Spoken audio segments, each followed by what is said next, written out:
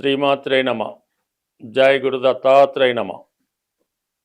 ఈ వీడియోలో మనం ఫిబ్రవరి 17వ తారీఖున కుంభరాశి యందు ఏర్పడబోతున్న పంచగ్రహ కూటమి, అలాగే ఈ 17వ తారీఖున అమావాస్య ఏర్పడుతుంది.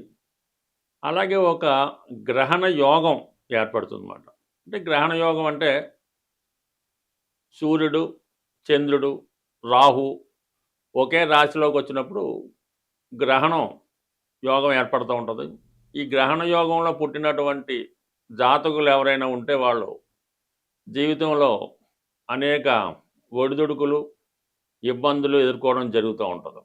అంటే సాధారణంగా ఈ యోగాలు పుట్టినప్పుడు ఉన్నటువంటి యోగాలు ఆ వ్యక్తి యొక్క జీవితాంతం ఏదో విధంగా వెంటాడుతూ ఉంటాయి.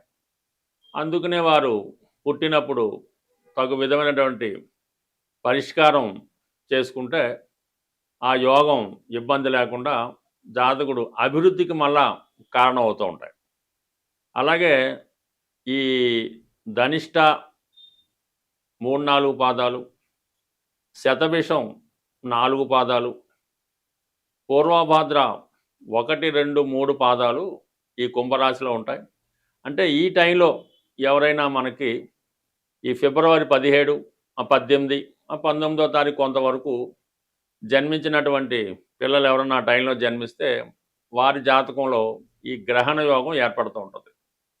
కంపల్సరీగా వాళ్ళు ఆ టైంలో పుట్టిన పిల్లలకి శాంతి పరిహార కార్యక్రమాలు చేసుకోవడం వల్ల వాళ్ళ జీవితంలో అభివృద్ధి కలుగుతూ ఉంటుంది.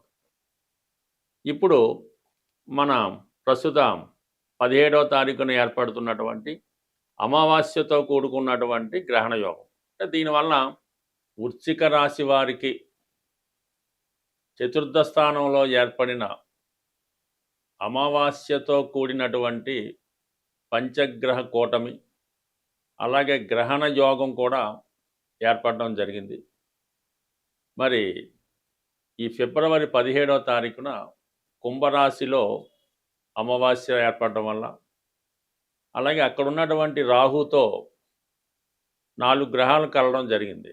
ఇవన్నీ కూడా చతుర్థ భావ ఫలితాలని జాతకుడికి ఇబ్బంది కలిగించే అవకాశం ఉంటుంది. ఏదైనా ఒక రాశిలోకి పరస్పరం శత్రుగ్రహాలు ప్రవేశించిన, ఆ రాశిలో గ్రహణం ఏర్పడిన, ఏదైనా ఒక గ్రహం కంబస్ట్ అయినా, గ్రహయుద్ధం ఆ రాశిలో జరిగిన ఆ భావకారకత్వాలు పాడవడం జరుగుతూ ఉంటుంది. మరి వృశ్చిక రాశి వారికి చతుర్థ భావం అంటే తల్లి, వాహనం, విద్య, స్థిరాస్తులు, ఇవన్నీ మించి మానసిక అశాంతి, అలాగే వ్యక్తిగతంగా జాతకుడి యొక్క క్యారెక్టరు, అతని యొక్క ఆలోచనలో ఉన్నటువంటి విషయాలన్నీ కూడా తెలుస్తూ ఉంటాయి. అంటే ముఖ్యంగా ప్రధానంగా మాతృకారకుడు చంద్రుడు చతుర్థ స్థానంలో ప్రవేశించి ఈ రాహుతో కలియడం వల్ల తల్లిగారి యొక్క ఆరోగ్యంలో ఏదైనా ఇబ్బందులు రావడం కానీ, ఆమెకు ఏమైనా ఇతరత్ర మానసిక సమస్యలు కానీ, వ్యక్తిగతంగా పర్సనల్ లైఫ్లో ప్రాబ్లమ్స్ కానీ వచ్చే అవకాశం ఉంది. ఆవిడ ఒకవేళ ఉద్యోగం చేస్తున్నా, వ్యాపారం చేస్తున్నా దానిలో కొన్ని ఇబ్బందులు జరిగే అవకాశం ఉంది. దానివల్ల జాతకుడు కూడా తీవ్రమైనటువంటి నిరాశ, నిస్పృహ ఏర్పడే అవకాశం ఉంది. అలాగే విద్య, ఎవరైతే విద్యార్థులు ఉన్నారో వాళ్ళ విద్యకి కొద్దిగా ఇబ్బంది కలగడం, ఎంత కష్టపడ్డా సమయానికి జ్ఞాపకం రాకపోవడం జరుగుతూ ఉంటుంది. విద్యా భంగం జరిగే అవకాశం ఉంది. ఏదో కారణం వల్ల స్కూల్కి లేదంటే కాలేజీకి కొన్ని రోజులు సెలవు పెట్టడం కానీ, విద్యకు దూరంగా ఉండడం కానీ జరిగే అవకాశం ఉన్నది. ప్రధానంగా వాహనాలు, అంటే శుక్రుడు ఎలాగా అక్కడ ఉన్నాడు కాబట్టి ఏదైనా ఒక పాత వాహనాన్ని, ఆల్రెడీ ఉన్నటువంటి వాహనాన్ని ఇబ్బంది పెట్టడం వల్ల, దానివల్ల విక్రయించి ఆ వాహనాన్ని అమ్మివేయడం, అవసరమైతే కొత్త వాహనం కొనుక్కోవడానికి కూడా కొంత అవకాశం ఉంది. ఎందుకంటే శుక్రుడు కంబస్షన్ నుంచి విడిపోయి రాహుతో కలియడం వలన జాతకుడు కొద్దిగా లగ్జరీ లైఫ్ మీద ప్రభావం చూపుతూ ఉంటుంది. అందువల్ల పాతవి ఏమన్నా ఉంటే అమ్మేసి కొత్తవి కొనుక్కోవడం జరుగుతూ ఉంటుంది.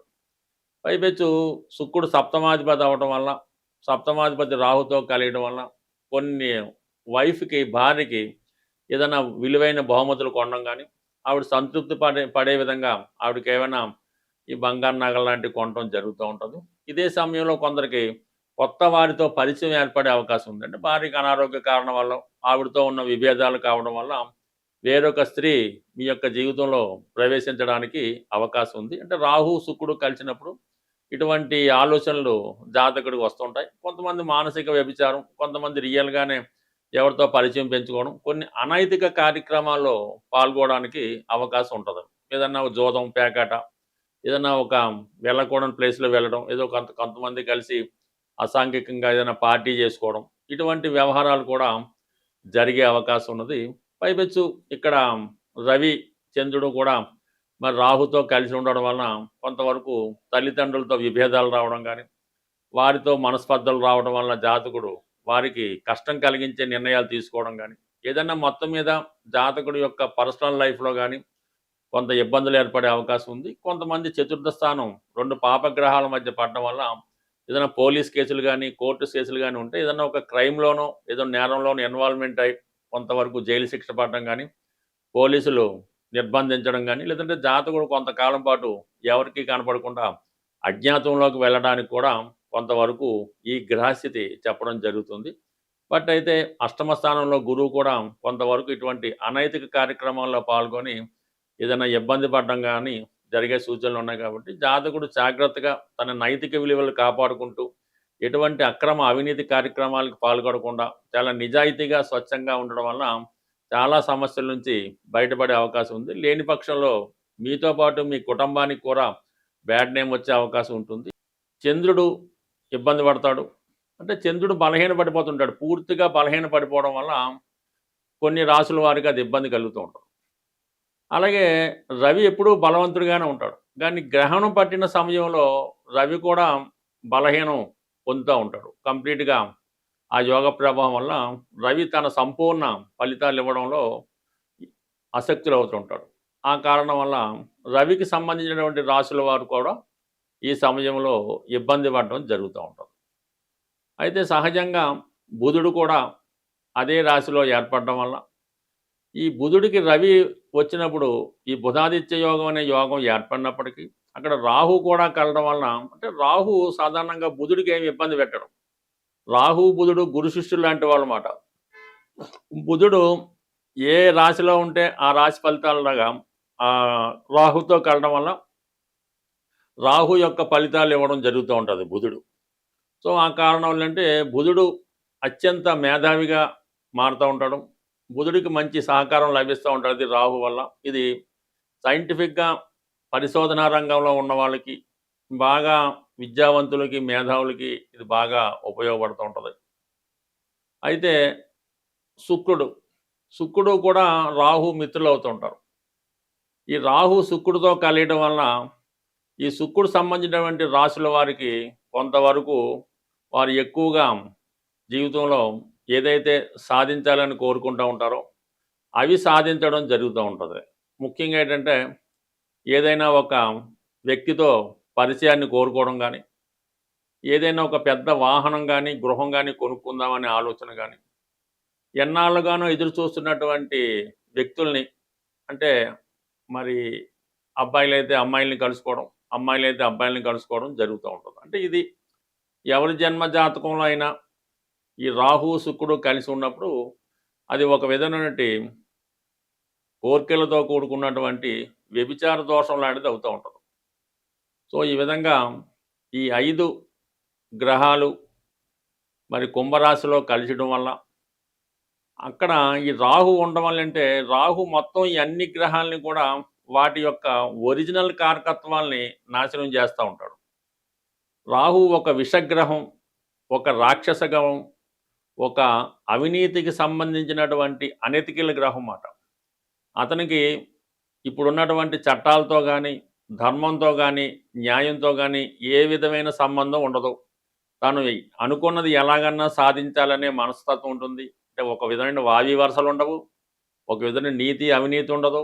ఇది న్యాయం, ఇది తప్పు అన్నటువంటి ఏమి లేకుండా రాహు అనెతికల్‌గా ప్రవర్తిస్తూ ఉంటాడు. పైపెచ్చు రాహుకి మరి కుంభరాశి ప్రస్తుతం స్వక్షేత్రం అవ్వటం వల్ల అత్యంత బలవంతుడైనటువంటి రాహుతో ఈ మిగిలిన 4 గ్రహాలు కలవడం వల్ల వాటి యొక్క కారకత్వాలు ఇబ్బంది పడతా ఉంటాయి. అంటే ఇక్కడ రవితో కలియడం వల్ల మరి ఎవరికైనా తండ్రి గారి యొక్క అనారోగ్యం కానీ, తండ్రి గారు నష్టపోవడం కానీ, పిల్లలకి ఇబ్బంది కలగడం కానీ జరుగుతూ ఉంటుంది. అంటే రవి కారకత్వాలు పాడవుతాయి. చంద్రుడు కారకత్వాలు తల్లిగారికి అనారోగ్య సమస్యలు, ఏదైనా హెల్త్ ప్రాబ్లమ్స్, ఆవిడ జీవితంలో స్ట్రగుల్ పడడం జరుగుతూ ఉంటుంది. అయితే శుక్రుడు రాహు మిత్రుడు అవడం వలన అప్పటిదాకా చాలా నిజాయితీగా సాంప్రదాయంగా వెళ్తున్నటువంటి వాడు అన్య స్త్రీల మీద వ్యామోహం పెంచుకోవడం, ఇతరుల యొక్క ధనం మీద ఆశ పెంచుకోవడం, ఏదో విధంగా ఎదుటి వారి యొక్క ఆస్తులను కానీ, వారి యొక్క స్త్రీలను కానీ అన్యాయంగా దోచుకోవాలనే ప్రయత్నం చేయడం జరుగుతూ ఉంటుంది. చాలా అనెతికల్గా ప్రవర్తిస్తూ ఉంటాడు. చాలా లగ్జరీ లైఫ్ అనిపిస్తూ ఉంటాడు. సో బుధుడు రాహుతో కలియడం వలన పెద్ద పెద్ద వ్యాపార అవకాశాలు తన దగ్గర ధనం ఉన్నా లేకపోయినా పెద్ద పెద్ద సంస్థలు స్థాపిద్దామని, కోట్లలో రొటేషన్ చేద్దామని ఎదుటి వారికి భ్రమ కల్పించేలాగా తన యొక్క ఐడియాలు ఇవ్వడం జరుగుతూ ఉంటుంది.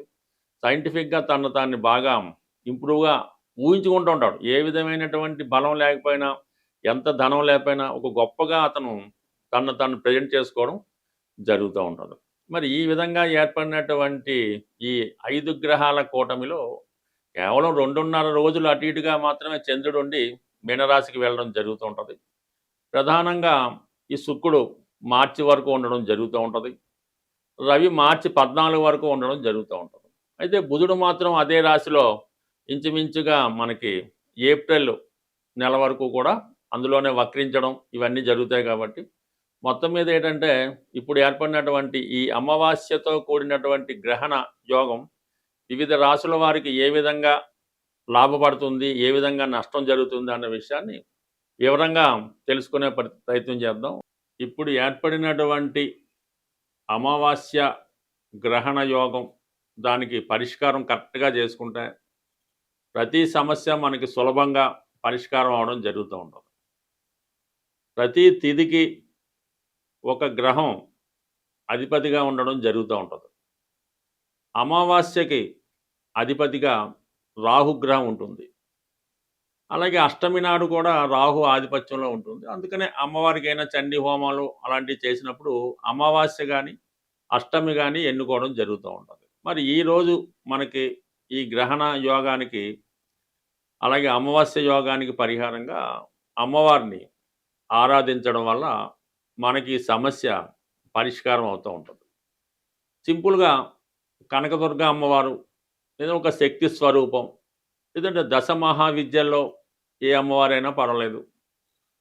ఈ విధంగా మీకు ఇష్టమైనటువంటి మీ సమీపంలో ఉన్నటువంటి అమ్మవారి ఆలయానికి దర్శించడం, వీలుంటే ఒక నిమ్మకాయల దండ, ఆకుపచ్చ రంగుతో కూడుకున్న నిమ్మకాయల దండ అమ్మవారికి సమర్పించడం, లేదు ఒక 8 నిమ్మకాయలు అమ్మవారికి సమర్పించి ఒక విధంగా కుంకుమర్చన ఏదో చేపించి మీరు ఆ పూజారి గారు మీకు ఒక నిమ్మకాయ ఇస్తే ఒకటి, ఇది 2 ఇస్తే 2 తీసుకొని అది మీ దగ్గర భద్రపరచుకోవాల్సి ఉంటుంది. ఒక 4 నిమ్మకాయలు ఇస్తే ఇంట్లో అందరి దగ్గర కూడా పెట్టుకున్నా మీకు ఈ యోగాల నుంచి అంటే ఈ ఇబ్బందుల నుంచి తొలగిపోయే అవకాశం ఉంటుంది. సో అలాగే చిన్నగా మరి ఇంకా ఇంట్లో పూజ చేసుకునే వాళ్ళు ఎలా ఉంటుందంటే అమ్మవారికి తమలపాకులో యాలకులు, లవంగాలు, అలాగే వీలైతే కొద్దిగా పచ్చకర్పూరం, అంటే పచ్చకర్పూరం మళ్ళీ 2 రకాలు ఉంటాయి. తిని పచ్చకర్పూరం వేడిగా ఉంటుంది. మామూలుగా ఇప్పుడు ఉన్నటువంటి అందరూ ఉపయోగించే స్మెల్ కోసం ఉపయోగించేది కాకుండా ఇటువంటిది అమ్మవారికి తాంబూలంగా సమర్పించడం వల్ల కూడా ఈ రాహుగ్రహ పరిహారం మీకు రావడం జరుగుతూ ఉంటుంది. బట్ ఏదైనా ఈ చిన్న ప్రక్రియ మీకు చాలా వరకు అంటే అమావాస్య రోజు చేస్తే మళ్ళా అమావాస్య వరకు మీకు దాని ప్రభావం ఉండడం జరుగుతుంటుంది. సర్వసాధారణంగా ఈ మధ్య కాలంలో ఏదో ఒకటి ఈ చేతికి కట్టుకోవడం జరుగుతూ ఉంటది. తాయెత్తు లాంటిదో, రక్షనో, అమ్మవారిదనో, ఆంజనేయ స్వామిదనో ఈ మణికట్టు దగ్గర ఇవి కట్టుకుంటా ఉంటారు. రక్షాబంధనాల్లా కట్టుకుంటా ఉంటారు. అవి చాలామందేంటంటే సంవత్సరాల కొద్దీ అవే వాడుతా ఉంటారు.